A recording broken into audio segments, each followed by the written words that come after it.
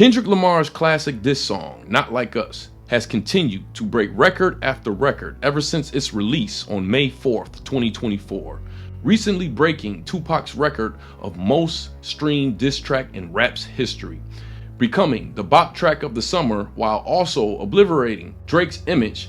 There has been a minute attempt to have this song banned in certain forums and venues, placing this song in the list of other songs banned from being heard in different forms or fashions. In Houston, Drake got Not Like Us banned in Houston. That's not unbothered, that's bothered. He put a cease and desist on Not Like Us, a stop order on Not Like Us. You said the cease and desist. Since its debut, at least one rapper was placed in harm's way just for playing the track in Vancouver, as well as Michael Rubin recently saying he refused to play the track at an all-white because so the business relationships come out of it, it's good vibes, but like when you see stuff online like Drake was there this year and everybody was like, oh, they weren't allowed to play Not Like Us, like, does that stuff bother you? And was that even true? It was true. And look, for me, I'm always, I just don't think, Drake's my friend for a long time. I'm not going to invite him and then have, he's obviously going through. Now wait, before we get started, I just want to say Michael Rubin in Vancouver refusing to play this track is nothing compared to the backlash these tracks have received, including FBI investigations and radio blacklisting, just for the government to conduct an investigation for one song that they just didn't understand the lyrics. Yes. Here's a list of songs in no particular order banned from airplay. But do me a favor, before we get too far in this video, apply pressure to that subscribe button. Lola by The Kinks is a song derived in 1970 that tells a story of a man meeting a woman in a bar. After the first verse, the song makes a sudden turn when realizing this guy is not meeting a birthing woman, but rather a transgender woman. Several radio stations, especially in conservative areas, chose to ban the song because it dealt with themes of sexual ambiguity and trans identity, which were taboo at the time. Now, some would say if this song was released today, it would be received in a more positive manner, but me personally, I disagree. Sensitivity towards the issue can be seen in a rather exuberant manner when thinking about such performers like Dave Chappelle, who was met with heavy criticism even for joking on the topic. I am not saying that to say that trans women aren't women. I am just saying that those that they got, you know what I mean? Trans lives are not for your entertainment. It is not for your Lyrics such as, well, I'm not the world's most physical guy, but when she squeezed me tight, she nearly broke my spine. And, well, I'm not dumb, but I can't understand why she walks like a woman and talks like a man. I don't think today that this song would be well received, especially when dealing with a liberal media that's pushing for equality through censorship. I said what I said, and boy, I heard what you said.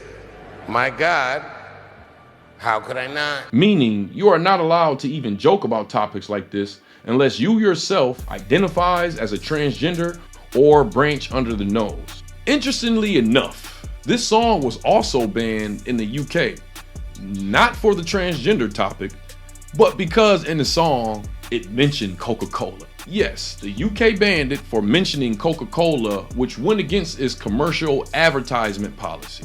The Kinks switched Coca-Cola to Cherry Cola before it was then allowed to be played on the BBC. No, not this, that BBC. Next, Strange Fruit by Billie Holiday, 1939. The iconic song, released in 1939, was a haunting ballad that condemned the practice of lynching African Americans in southern United States. The report details a 1916 attack in which a mob lynched Jeff Brown for accidentally bumping into a white girl as he ran to catch a train. In an example from 1940, a crowd lynched Jesse Thornton for not addressing a white police officer as Mr. Now you would think, why would they ban this song? Well, some Americans have problems with the bitter truth, especially being that this song was very direct and didn't embellish at all about the realities of the times. Lyrics such as "Southern trees bear a strange fruit, blood on the leaves and blood at the root, black bodies swinging in the southern breeze, strange fruit hanging from the poplar trees." Billie Holiday initially struggled to get the song recorded because her record label, Columbia, was afraid of the backlash it might cause. Eventually, she recorded the song with the independent label, Commodore, which was more willing to take the risk. Holiday eventually went on to perform the song at some New York City clubs, which had some of the only integrated venues in the country.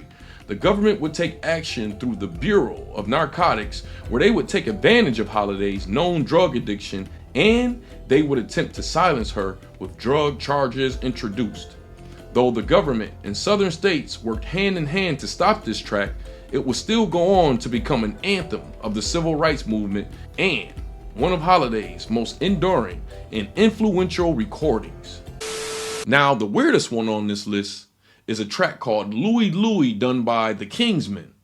This track was banned because basically nobody knew what the fuck they were saying.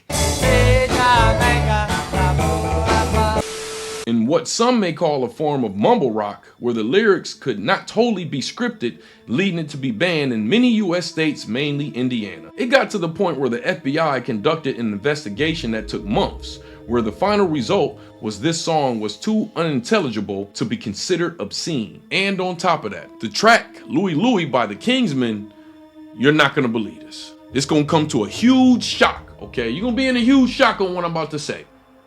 It was a cover song from a black artist named Richard Berry.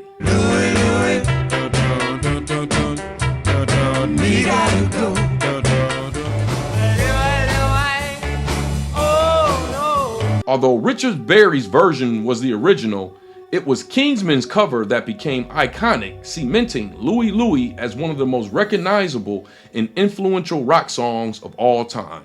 It's funny how that works. Now, one of the most controversial songs in music history would come from NWA 1988, F the Police. This song was a confrontational and unapologetic expression of anger and frustration with police brutality and systematic racism. Order.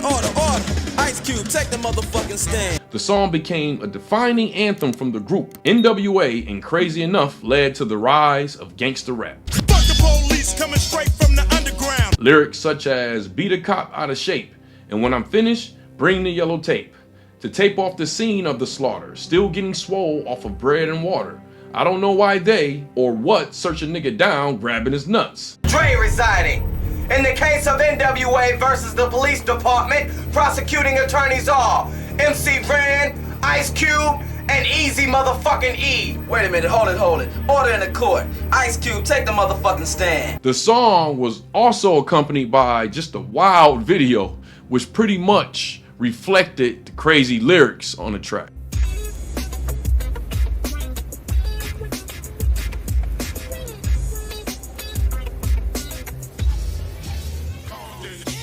In an unprecedented move, the FBI sent a letter to NWA's record label, Ruthless Records, and their distributor, Priority Records, expressing concern about the song's message and its potential to incite violence against law enforcement officers. While this letter was not an official ban, mainstream radio stations across the US refused to play F the Police due to its explicit content and inflammatory lyrics. Many saw it as too controversial and feared repercussions from law enforcement or public outrage. The song was also not promoted on TV, and its music video was banned from airing on most networks. NWA faced pressure from law enforcement not to perform the song during their concerts. In some cities, the police warned NWA if they performed that song that they would be arrested.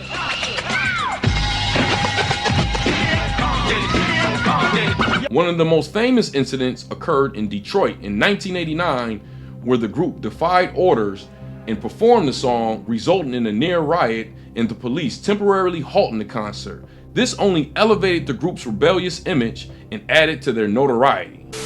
So there you have it. These are 5 songs that has been banned somewhere and in some places in some form or fashion. You tell me in the comment section which one to you is the most surprising. Well, anyways, you know, damn, I ain't got my water. Moxy out. Please join my Discord, link in the description.